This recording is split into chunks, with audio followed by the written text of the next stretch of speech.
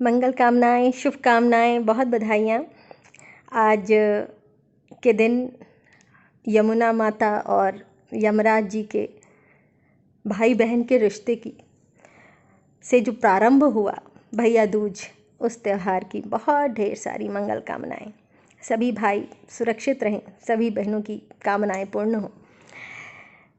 दीपावली का तो ये पर्वों का पैकेट आज उसका अंतिम दिवस था, परंतु कल एक और महापर्व का प्रारंभ है।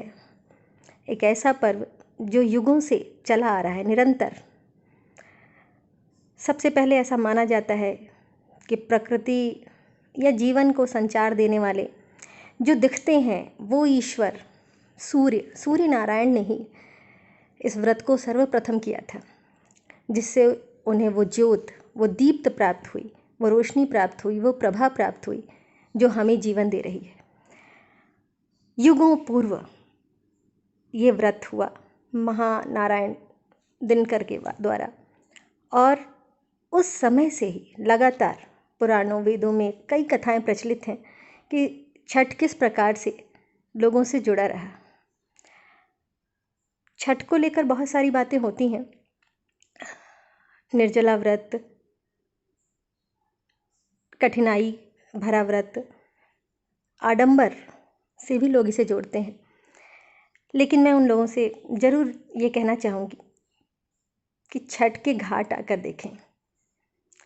ये एक ऐसा पर्व है जो हमें जीवंत बनाता है। ये कार्यशाला है, ये पर्व नहीं है। ये 36 घंटों की एक ऐसी कार्यशाला है जो मनुष्य को पवित्र कर देती है। जो व्रत करता है उसको तो करती ही है, आसपास के वातावरण में जो भी मनुष्य उसके आसपास है उसको भी पवित्र करती है। प्रकृति की समीपता, ऐसा माना जाता है कि हमारा ये पूरा शरीर जो पंच तत्वों से बना है, उन 5 तत्वों की समीपता, आकाश के नीचे, नदी के जल में, मिट्टी से भरे पैरों में, दीपक की अग्नि की रोशनी में, हवा का साथ, ये पंच तत्व के साथ जब हम ब्रह्म मुहूर्त में खड़े होकर महानारायण सूर्य का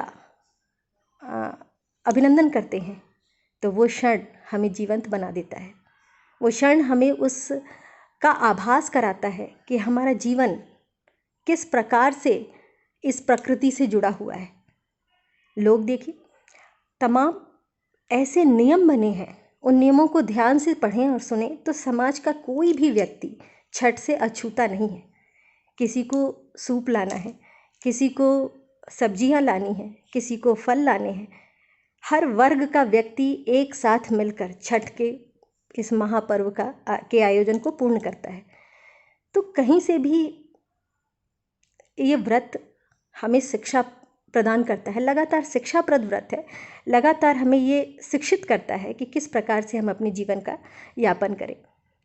तो छठ, मैंने कहा, ये महापर्व तो है ही, लेकिन एक ऐसी कार्यशाला है कि जो भी इससे जुड़ा वो बहुत सुखद अनुभव करता है और एक वर्ष के लिए निश्चिंत हो जाता है।